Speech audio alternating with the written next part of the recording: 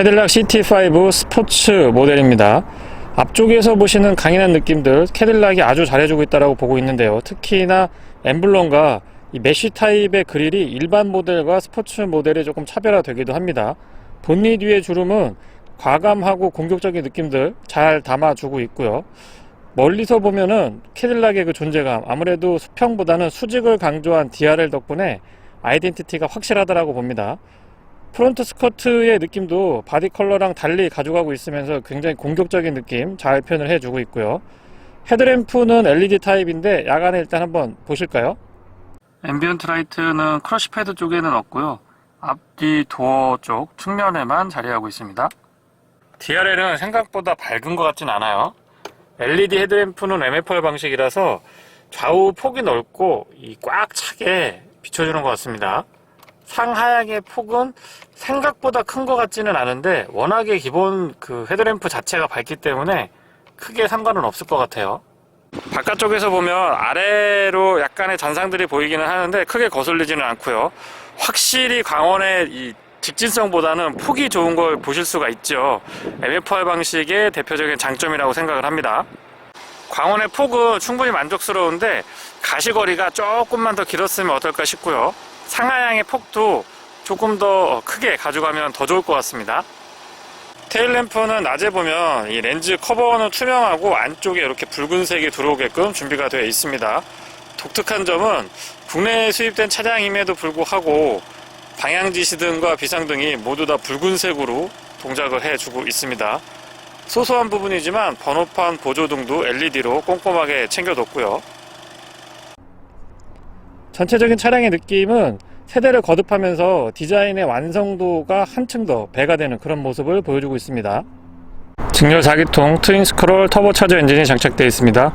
배기량은 1998cc고요. 최고 출력은 240마력에 토크는 35.7입니다. 10단 자동 미션하고 매칭을 이루고 있죠. 경쟁력 있는 차체는 누구라도 부담 없이 접근할 수 있을 것 같고요. 요 각도에서 보니까 확실히 본닛 뒤에 이 캐릭터 라인들이나 뒤쪽으로 뻗어나가는 라인들이 극명하게 보이는 것 같습니다. 깔끔하면서도 일체감이 높죠.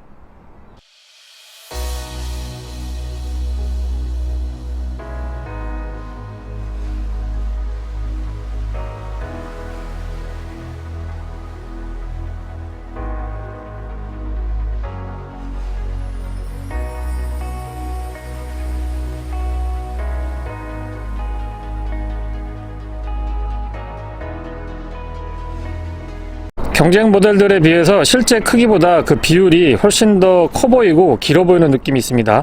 특히 앞쪽 오버행이 굉장히 짧은 디자인을 갖춰주고 있기 때문에 휠 베이스가 좀 더 도드라지는 그런 느낌이 있죠. 휠 디자인과 재질도 일반 모델하고 조금 다른데요.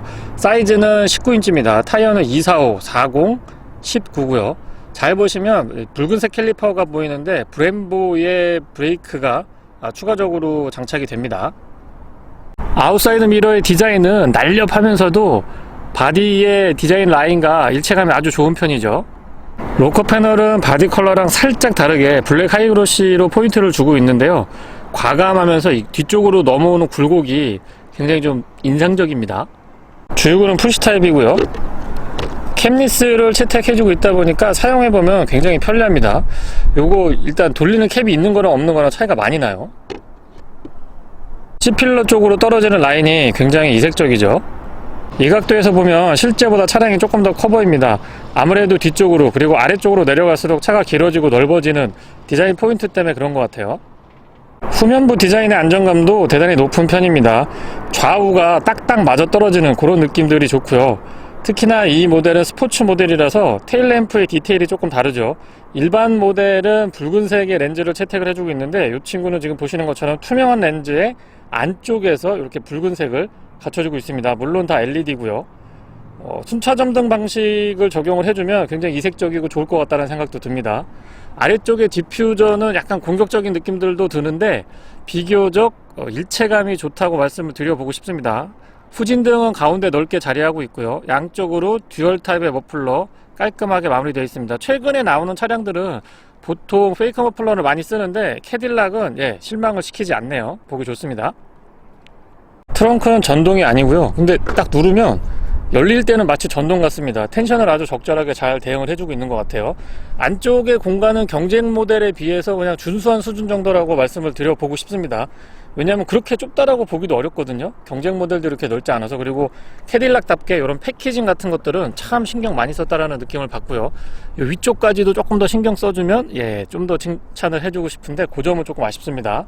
바닥 부분도 깔끔하게 마무리 잘 해주고 있고요. 공명원 같은 거를 방지하기 위해서 스티로폼으로 꽉 짜놓고 요거를 또 이렇게 고정을 했어요. 여기 보시면 이 볼트 체결한 게 보이시는데 3개를 딱 박아놔서 확실하게 고정을 해뒀습니다. 지금 펑크 수리 킷이 빠져 있는데 이 차는 템퍼러리 스페어 타이어 사용하지 않고 펑크 수리 킷을 갖추고 있습니다.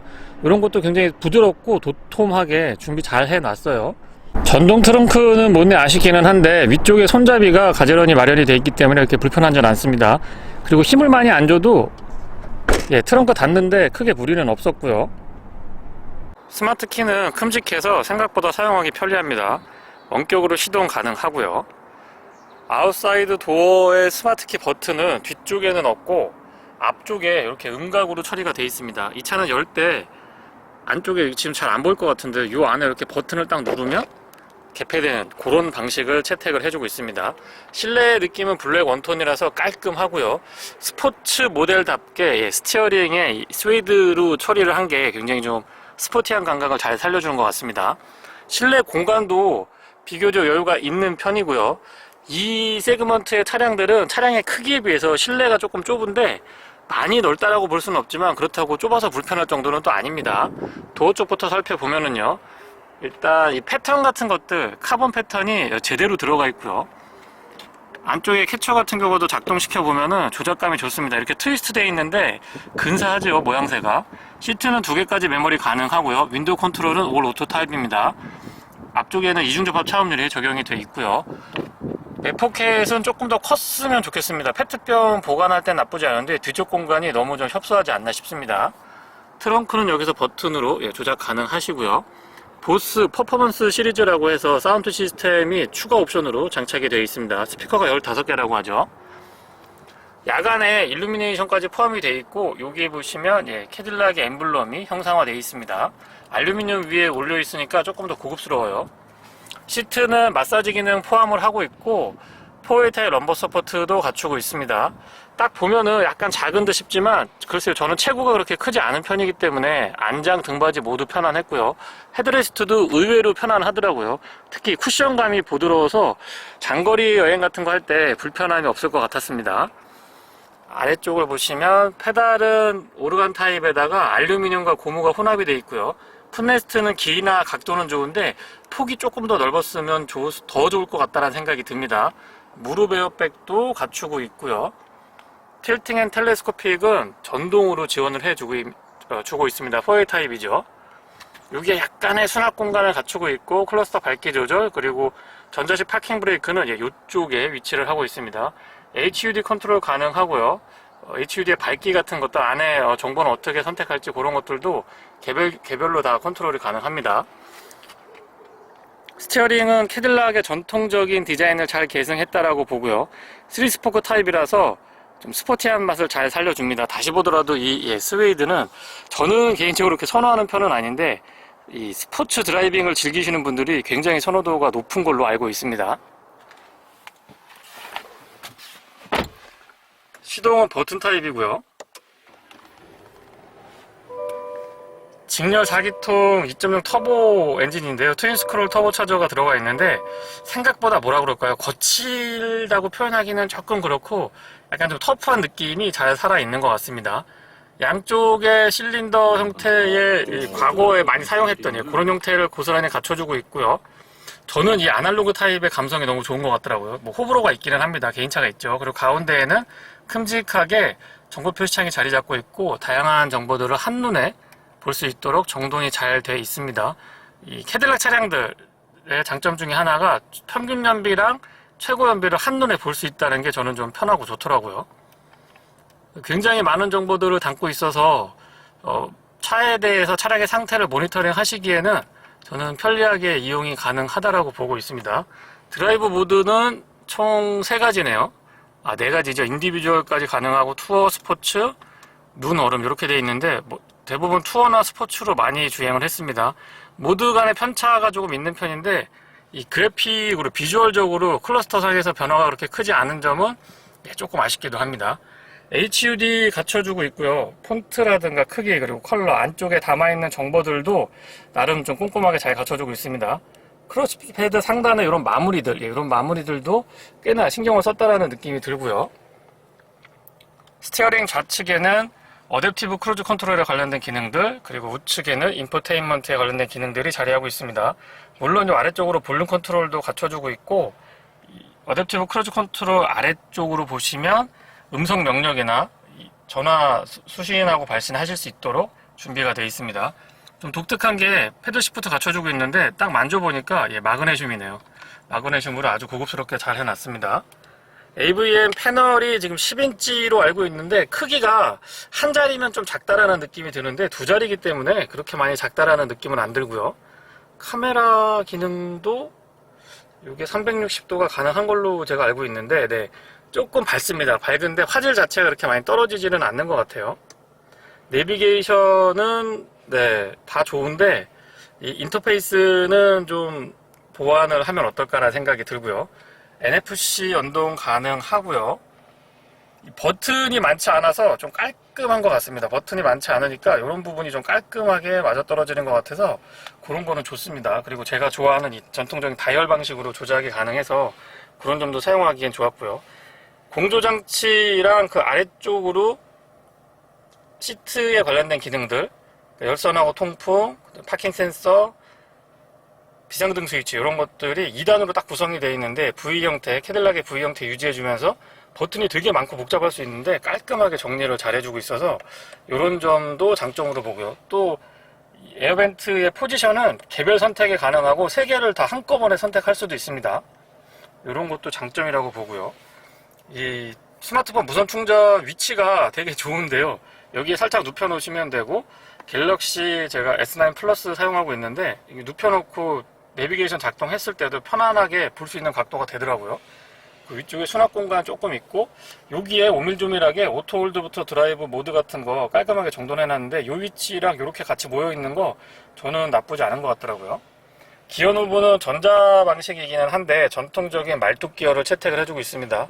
보기에 이 위쪽에 또 인디케이터가 있어서 좀 더 직관적인 것 같아요. 그립 같은 거나 딱딱 조작하는 맛이 좀 전통적인 느낌들도 살려주면서 약간 좀 터프한 느낌 살리기에는 좋은 것 같아요. 뭔가 운전하고 있다는 느낌을 받는 것 같죠. 뒤쪽으로 컨트롤러도 깔끔하게 준비되어 있고 컵홀더는 오픈 타입이 아니고 커버링이 가능한 두 개입니다. 크기는 괜찮은데 높이가 조금 더 높았으면 어떨까 싶습니다. 암레스트는 센터 터널에서 부드럽게 연결이 가능하고요. 운전석 쪽에서 버튼을 누르시면 이제 한쪽으로만 열릴 수 있게 준비가 되어 있습니다. 그리고 밤에 보시면 뒤쪽에 LED로 조명도 갖추고 있고요. 여기에 스마트폰 같은 거 거치하시고 구멍이 뚫려 있거든요. 요거 이렇게 꼈다 뺐다 하실 수가 있습니다.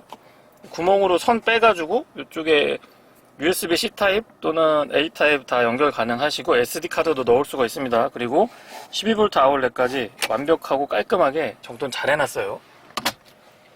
조수석 수납 공간은 잡아당기는 방식이고요. 오픈 사이즈가 제법 크기 때문에 활용도가 좋습니다. 물론 안쪽에 이 스웨이드 재질 같은 거, 카펫 재질 같은 걸로 깔끔하고 고급스럽게 정돈 잘 해놨습니다. 조명은 LED네요.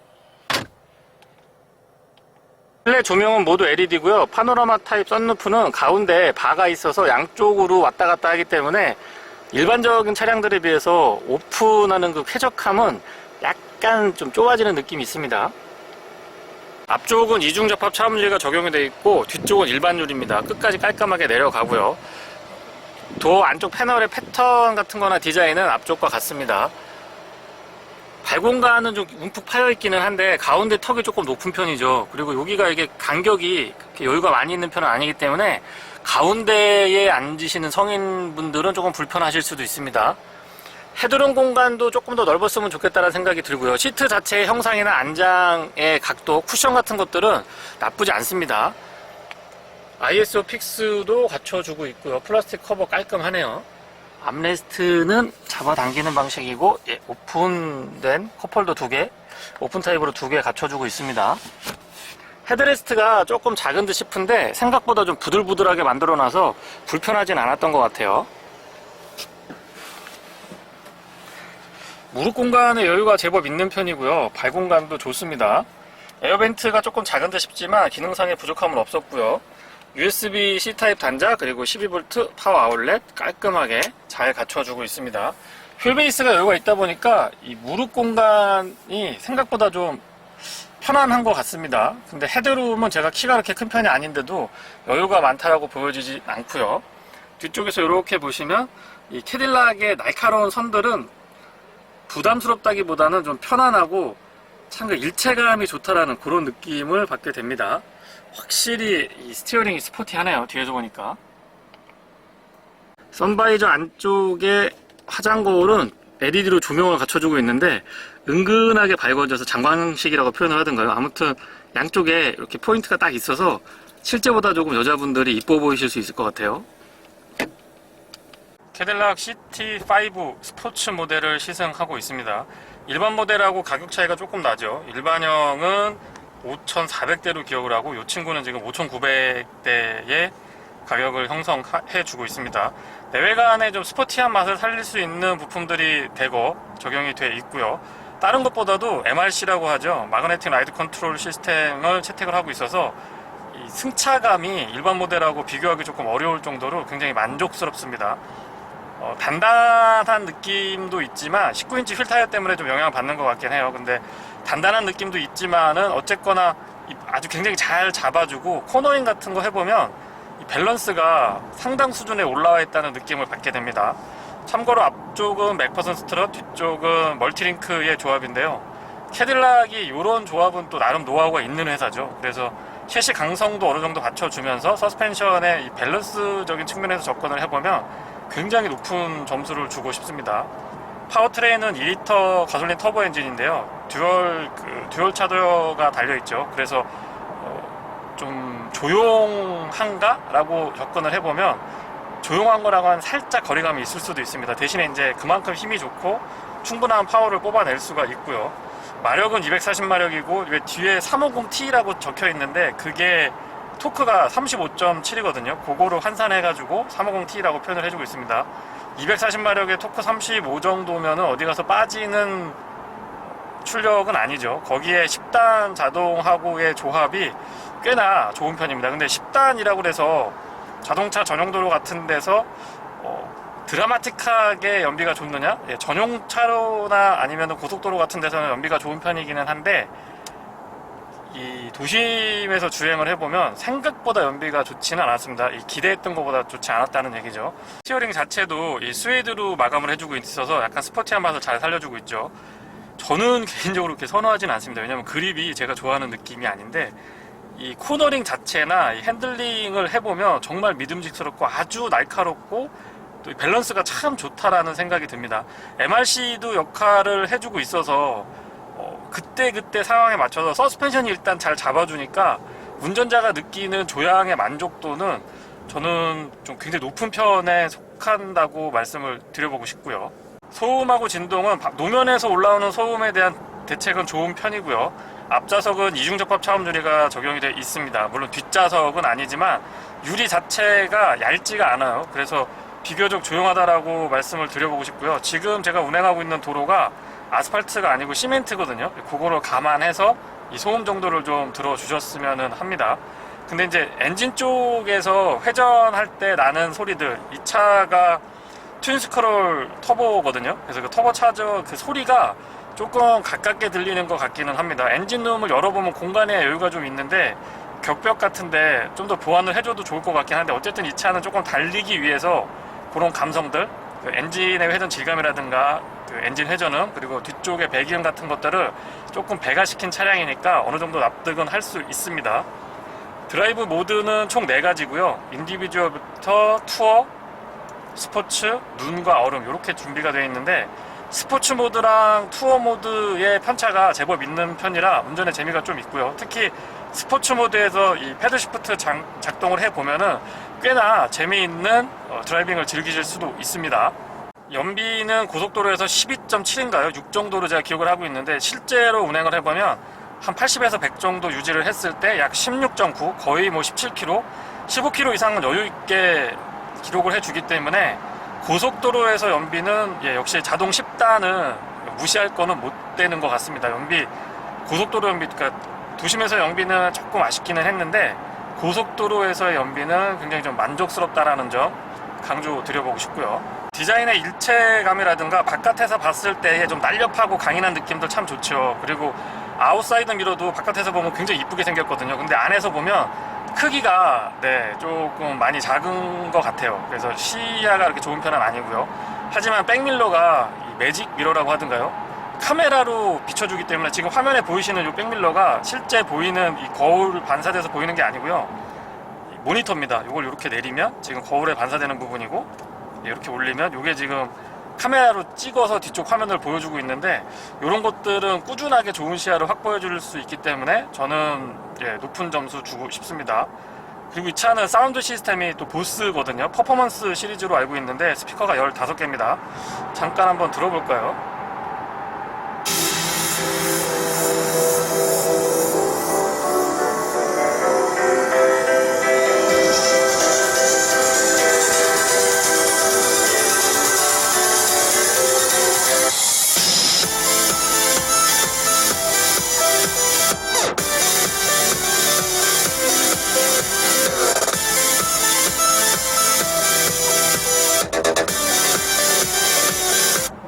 평상시에 안 들리던 소리가 일반 그 순정형 오디오에서 안 들리던 소리가 들립니다. 그 얘기는 사운드 시스템이 괜찮다라는 얘기죠. 그리고 저 같은 막귀는 보스 뭐 이 정도만 되더라도 와 진짜 소리가 좋다 뭐 이런 느낌들 받고요.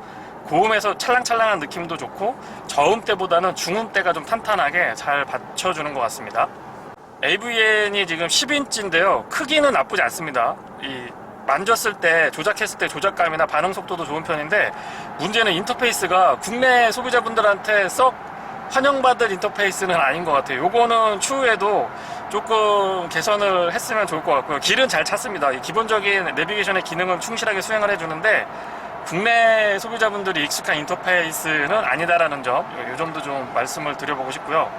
그 아래쪽으로 공조장치 컨트롤하고 각종 기능들이 이렇게 일렬로 쭉 자리 잡고 있는데, 화면에 지금 안 잡힐 것 같은데 제가 손 올리는 기어노브 앞쪽에 오밀조밀하게 있습니다. 그래서 손가락만 까딱까딱 하면은 바로바로 이 공조장치 같은 것들을 조작할 수 있어서 이런 점들은 보기에도 오밀조밀하게 정리가 잘 돼 있고, 운전자가 앞쪽에 전방의 운행 시야를 뺏기지 않으면서도 충분히 조작이 가능해서 이 점도 저는 장점으로 말씀을 좀 드려볼게요. 어댑티브 크루즈 컨트롤이 적용이 되어 있고요. 가다서다를 반복할 때 특히 이 감속보다는 재가속할 때가 조금 더 부드럽게 느껴졌습니다. 브레이크 시스템은 기본적으로도 담력이 있고 좀 민감하고 날카로운 느낌들이 있었거든요. 거기에 앞쪽에는 브렘보로 지금 바뀌어 있는데 일반 트림 말고 스포츠 모델이기 때문에 트림마다 차이가 좀 있습니다.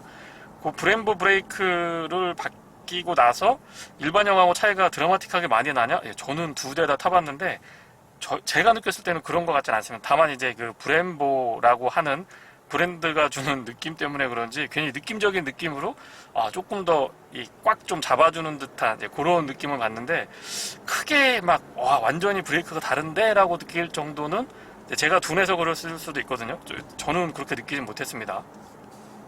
승차감으로만 본다면 저는 도심보다는 고속도로가 잘 맞는 친구인 것 같아요.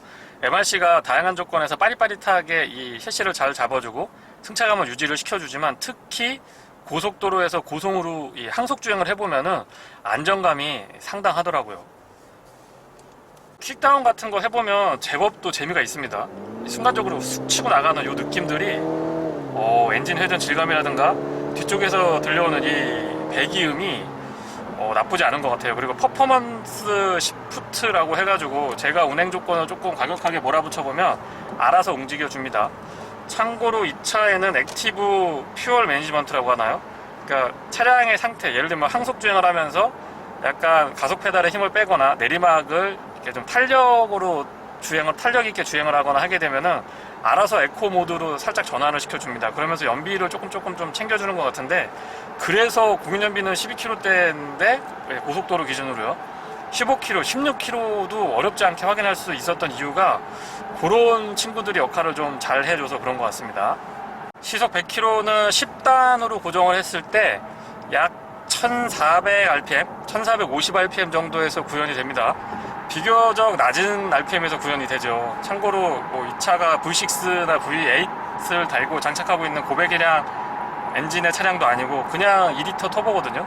근데 2리터 터보 엔진을 가지고 10단을 운행을 하면서 시속 100km가 1500rpm도 안 되는 1400, 1450 정도 이 정도에서 구현이 되니까 이 부분에서는 저는 경쟁력이 있는 것 같습니다. 그렇다고 낮은 rpm에서 구현이 되기 때문에 좀 그 RPM하고 엔진의 힘하고 기어하고 맞지 않으면 부르륵부르륵 떨거나 이런 거 있거든요. 그런 느낌들도 그런 게 발생할 수가 있는데 지금 XT5에서는 전혀 그런 모습도 보이지 않았습니다.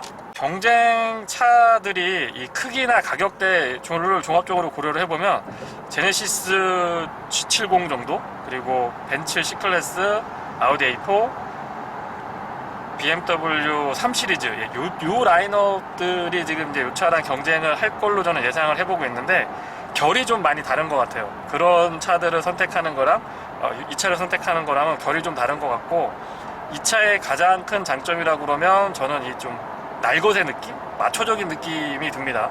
외관은 굉장히 좀 사이버틱하면서도 미래지향적이고 많이 좀 현대지향, 미래지향적인 그런 느낌들이 드는데 파워트레인에서 느끼는 이 감각이라고 할까요? 이런 것들은 과거의 머슬카 같은 데서 느꼈던 그런 느낌들을 살짝 구현을 해줘서 저는 좀 마초적인 느낌이나 이 날것의 그대로를 원하시는 분들한테 잘 맞을 것 같다라는 생각이 듭니다. 미국 차들이라고 하면 그냥 막연히 크고 부드럽고 연비 안 좋고 막 이거는 이제 예전의 이미지고요. 최근에는 급격하게 많이 좋은 쪽으로 변화하고 있습니다. 그래서 그런 부분들은 차량을 선택을 하실 때 꼭 뭐 시승은 해 보셔야 되겠지만 결이 좀 다르다라는 거, 독일 3사 차량이나 제네시스 G70이나 뭐 기아의 스팅어 정도 이런 친구들하고 비교가 되는데 결이 조금 다르고요. 단점으로는 두 가지만 말씀을 드려볼게요. 첫 번째는 이 아웃사이드 미러, 이게 아무리 봐도 너무 작아요. 너무 작아서 시야가 썩 좋다라고 말할 수가 없을 것 같고요. 두 번째는 내비게이션. 국내에 그 좋은 회사 많잖아요. 거기랑 좀 콜라보를 하든가 여러 가지 방법을 써서 너무 이렇게 이 내비게이션 인터페이스를 고집할 필요는 없을 것 같습니다. 이 두 가지 정도를 제외한다라고 하면 거의 단점을 찾기가 어려운 차가 아닌가 싶습니다. 그만큼 완성도가 높습니다. 승차감이라든가 파워트레인, 그리고 내외관 디자인. 그리고 하나 더 생각났다. 조금 아쉬운 점이 제가 키가 그렇게 크지 않은 편인데도 불구하고 뒷좌석에 앉으면 헤드룸의 공간이 조금만 한 1cm만 더 있었으면 참 좋을 것 같은데 그 부분이 조금 아쉽더라고요. 그래서 이 정도 아쉬운 점으로 정리를 좀 해봤습니다. 공인연비는 10.2고요. 도심에서는 8km대, 고속도로에서는 12.7로 알려져 있습니다. 실제 주행을 해보면 도심에서 평균 연비는 지금 화면에 나오는데 7.9 정도 나왔고요. 최고 연비는 16.9까지 보여주긴 합니다. 도심 연비는 공인 연비보다 살짝 떨어지고 대신에 고속도로에서의 연비가 공인 연비 12km대인데 뭐 15km, 16km는 어렵지 않게 확인을 할 수가 있었습니다.